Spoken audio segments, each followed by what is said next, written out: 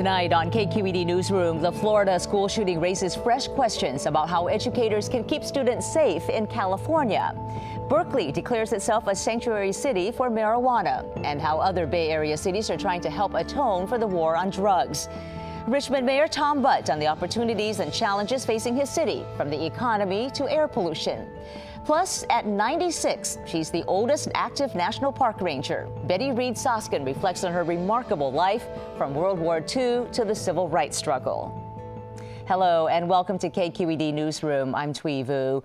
We begin with school safety. In the wake of the deadly shooting at a school in Florida, President Trump pledged to hold a summit on school safety. 17 children were killed and dozens more injured after an expelled student opened fire on Wednesday. It's the latest in a string of similar tragedies in just the last few months alone. While Congress has been hesitant to tighten gun control measures, we turn to what schools are doing to keep students safe. And joining me now is San Francisco Chronicle education writer Jill Tucker. Jill, good to see you. Oh, good to see you too. Well, I know that this morning you attended an active shooter training session that was put on by the Oakland School District. Tell us what you heard and saw. Yeah, so Oakland had been planning this training for months. As they said today, it was unfortunate and yet important timing coming 2 days after what happened in Florida.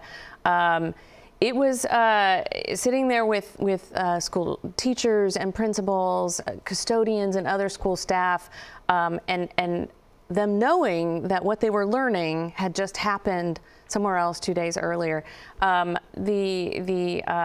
trainer really went through what could happen, what they should do, what are some of the best practices.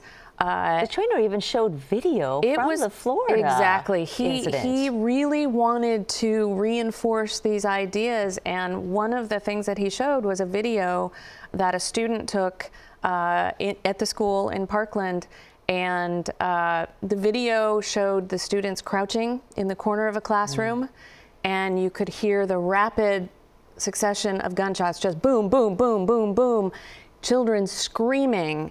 And when he turned it off, he basically, and everybody was, just riveted. Chills, and just, looks of just of anxiety and fear and sadness. And he said, what was wrong? What did they do wrong in there?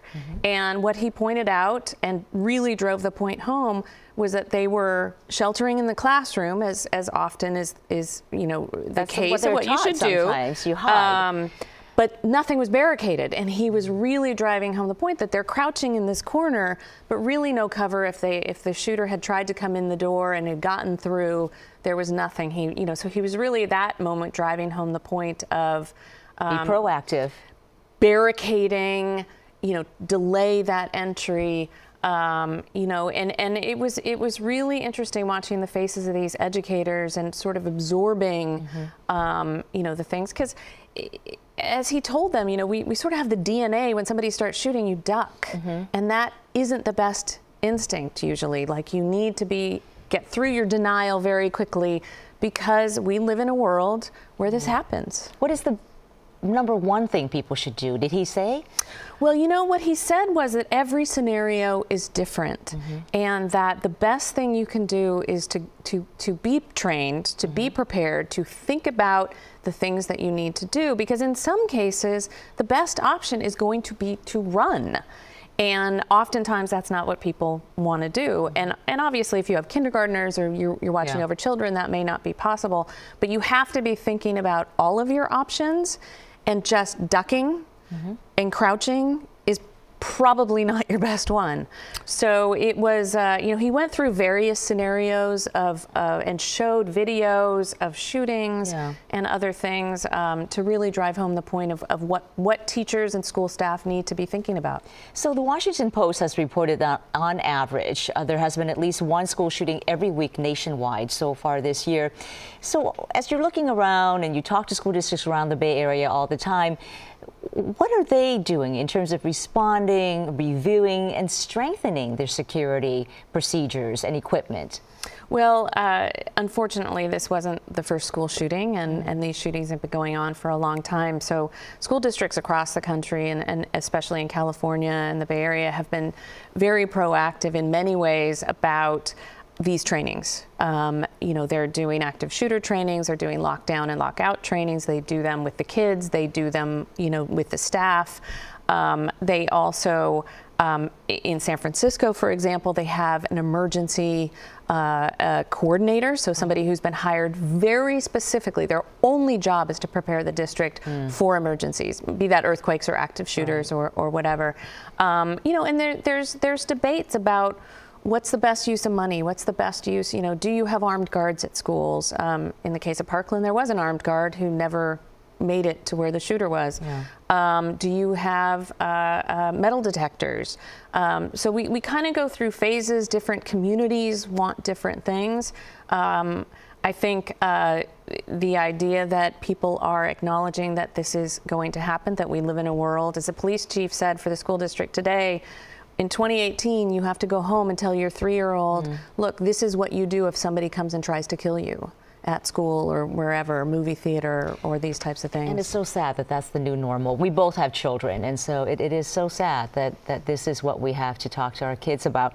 But I wanted to also ask you, you know, if the shooter, like in the case of Florida, if the shooter is a student or was a former student in Nicholas Cruz's case, and he's gone through the same security training that the other students did, right? He knows the procedures, he knows what the drills are. How do you protect yourself when the shooter himself or perhaps herself knows what the layout of the school is and what the procedures are?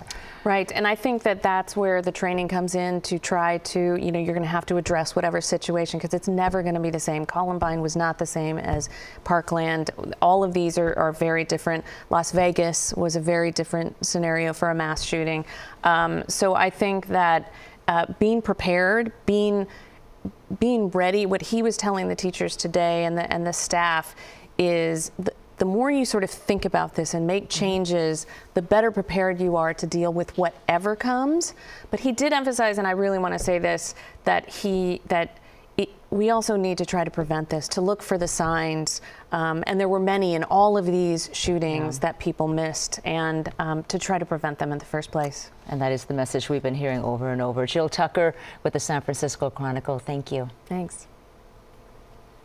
Now to marijuana. On Tuesday, the city of Berkeley became a sanctuary city for cannabis. Berkeley Mayor Jesse Arreguin tweeted the move was in response to Attorney Jeff Sessions' quote, misguided crackdown on our democratic decision to legalize recreational cannabis.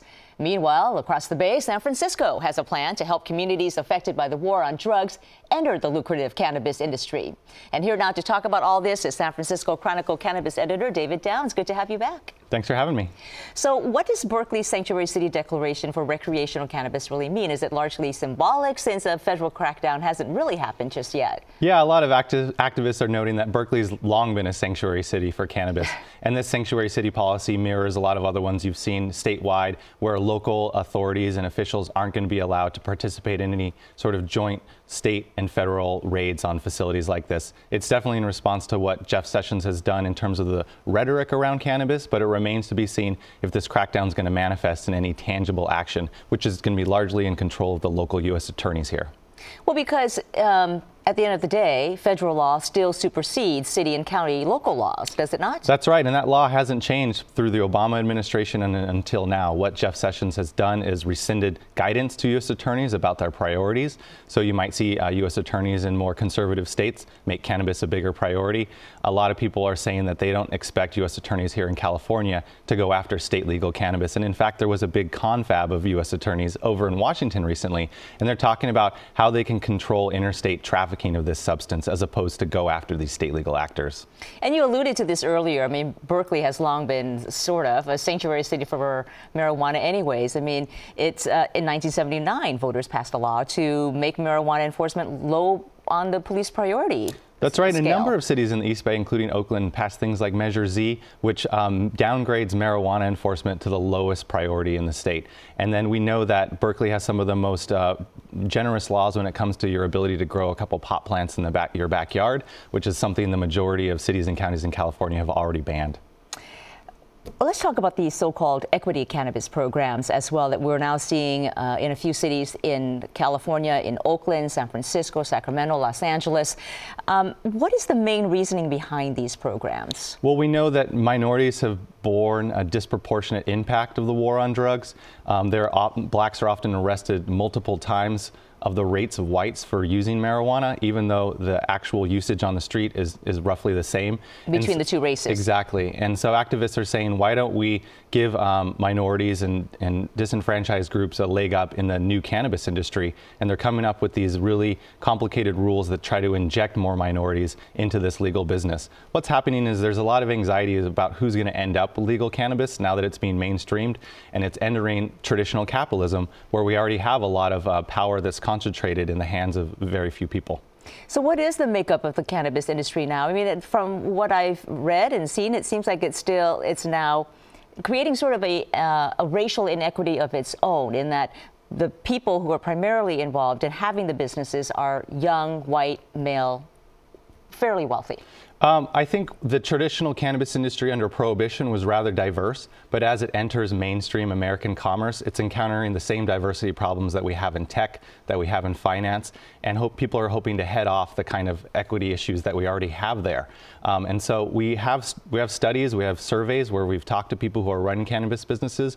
We know that women are generally better represented in cannabis than they are in Congress, and ditto for minorities. But that said, people don't want to see a backslide occur, and we've already started to see that occur in terms of consolidation of the industry under the hands of people with capital, and we know who has capital in America. So then how do the rules for these equity programs work? How would they begin to address that gap? Well, imagine you're a small business owner and the city says, tell us how you're going to employ people with criminal records from these bad neighborhoods, and submit some documents to us, and we'll give you a license if they meet these requirements. And so it amounts to a large amount of red tape for relatively small businesses, and as you know, the more red tape there is, the harder it is for small businesses to compete. So what we're seeing in Oakland is that the big businesses stand ready to capitalize on these equity programs and incubate some of these minorities, but the other 85% of the industry that doesn't have space, doesn't have money to help give people a leg up, they're thinking about leaving Oakland. So you seem to be saying that these equity programs, while good in theory, and will give permits to people who have bore the brunt of the war on drugs, they may not be working as planned? Yeah, I mean, everyone knows that the road to heck is paved with good intentions, and it certainly is a good headline to say we're going to do this, but where the rubber meets the road, it's kind of been a real turbulent period. Oakland seems to be making up rules as they go, and a lot of businesses are closing down because, as you know, uncertainty is the death knell of business, and these equity programs, as they suss them out and change them as they go, create terrible uncertainty for the businesses that exist. And the reports we're getting from the industry that are actually operating in these cities is they're really pulling their hair out. I wanted to go back to the Berkeley City Council as well. Another thing that they did was they lowered the city's tax rate on recreational pot from 10% down to 5%. What was the thinking behind that? And do you see other cities thinking of following suit? Sure. Tax rates are as high as 40% on cannabis in California when you add state and local sales and excise taxes plus regulations in the new supply chain. And so when the final bill comes due, it's significantly higher than the cannabis that's available on the street, which sort of props up the black market, which is exactly what we don't want to do under Proposition 64. So as I've been saying, you know, taxes and regulations are going to be bad before they get better. And we're already starting to see locals begin to think about adjusting those taxes and regulations to allow the industry to thrive. The problem is it takes a 2/3 vote to change taxes at the state level. And so it's going to be really hard to move things at the state level compared to the locals. So in other words, a bumpy start. Hang on. Yeah, very much so. All right, David Downs with the San Francisco Chronicle. Thank you so much. Thanks for having me, Twee. Moving on to local politics, the East Bay city of Richmond boasts 32 miles of waterfront on the San Francisco Bay. It's also home to a Chevron oil refinery that employs 1,200 people, making it the city's largest private employer. But last month, Richmond joined other California cities and counties to sue big oil companies, including Chevron, for actions that they allege harm the environment and public health. And joining me now to discuss this and more is Richmond Mayor Tom Butt. Nice to have you here. Glad to be here. So the city of Richmond recently joined other cities, including Oakland, San Francisco, Santa Cruz. You're suing 29 oil companies. Why did you decide to do so, and what are you hoping to accomplish? Well, first of all, I'd like to say that the Richmond refinery is really a pretty good corporate neighbor in Richmond, certainly since the 2012 fire. You know, we get along well. They're involved in a lot of things in Richmond. So this is not about them. It's about the entire fossil fuel industry, and Chevron Corporation is really a tiny part of that, but a significant part. And I think everybody knows the story, but the story basically is that these industries concealed the fact that they knew the effect that fossil fuels would have on global warming for decades. They all were involved in efforts with lobbyists and other organizations. They spent millions and millions of dollars trying to convince people that climate change was a fraud and that it was not something we needed to worry about. And in fact, a lot of them are still doing that. And how does it affect your city in terms of what you have to expend to cut down on some of the effects? Well, as you just mentioned, Richmond has 32 miles of shoreline, more than any other city on San Francisco Bay. A lot of it's low-lying. We have two intercontinental railroad terminuses in Richmond. We have two wastewater treatment plants. We have thousands of acres of regional parks. We have neighborhoods, and we have a refinery, all of which are subject to inundation for sea level rise. So we're already in a process of planning for that. And you know, our city, along with other cities on water, are going to have to spend a lot on infrastructure in the future to adapt to climate change. It's going to be billions of dollars. And you want the oil companies to reimburse that? Well, we want them to be a part of the solution instead of a part of the problem. And you know, Chevron, though, has said that local lawsuits like the one you're filing will do nothing to curb climate change, and that it's a global problem that demands global engagement. How do you respond to that? Well, they're absolutely right, but you got to start somewhere. You know, I mean, if everybody says it's not my problem, it's a global problem, nothing happens. And let me just throw this out. You know, one of the things that's happening, I was at the climate summit in Paris a couple of years ago, and one of the things they pointed out is that not only all of the pioneering efforts to deal with climate change, but what's going to happen in the future is that it's going to be on cities. It's all going to happen in cities, and mayors are going to be at the forefront. Hilltop Mall has been floundering in recent years. JCPenney closed its doors last year. A new developer came in July. What's going to happen with that mall? Well, it's a new owner, and they're in kind of a two-step process. The first part is they're going to put a lot of money into the existing infrastructure there to make it more attractive and to try to get it leased up to a higher level. And then the second part is they're going to do what's happening to malls all over the country. They're going to take all those acres of unused parking lots, and they're going to look at bringing in high-density housing and really create a whole community there. Hoping for some revitalization? Yeah, you know, they're talking, they could build up to 10,000 units there, and it would totally change the nature of it from being just a retail destination to being a mixed-use community. What is your biggest priority right now as mayor? I mean, Richmond once was considered one of the nation's most dangerous cities. Over the years, violent crime has declined, but that image still sticks for many people. How big a challenge is that for you? Well, there's good news and bad news. This year we had the second lowest homicide rate in decades, and our violent crime rate is down also, and that's great news. And it's part of a trend that's been going on now for a decade. Yeah. You know, the flip side of that is that we still have a lot of homicides in Richmond, and you ask what is my number one goal? My number one goal would be to have at least 1 year where we do not have a single homicide in Richmond, and then stay that way. You've talked about rebranding Richmond. It's one of your biggest priorities as mayor. How affordable is Richmond, and what's the housing situation like? Richmond is the least expensive place to buy or rent a home in the Bay Area, in the inner Bay Area. What's the median home price? The median home price is just under $440,000, and the median apartment rental is about $2,400 a month. Richmond, I mean, in San Francisco, you probably know it's about $3,800 a month. We just finished a marketing and branding study in Richmond, and one of the elements of it is pushing Richmond as an affordable place to live, which it is. It's a great place to commute to and from. I took Bart to the city today and walked up here in less than an hour. All right, Mayor Tom Budd of Richmond, pleasure to have you here. Thank you. Thank you. And finally, 96-year-old Betty Reid Soskin has seen a lot. The nation's oldest park ranger was born in 1921. During World War II, she worked as a file clerk, helping African-American workers, witnessed the civil rights movement, and helps create a record store in Berkeley that still stands today. Currently, she's a park ranger at the Rosie the Riveter Homefront National Historic Park in Richmond, where she's worked since 2007. Soskin's new book, Sign My Name to Freedom, chronicles her remarkable life. And Betty Reid Soskin, such a pleasure to have you here. Thank you very much. You're a ranger at the Rosie the Riveter National Park. It's focused on World War II. You yourself graduated from Castlemont High in Oakland in 1942.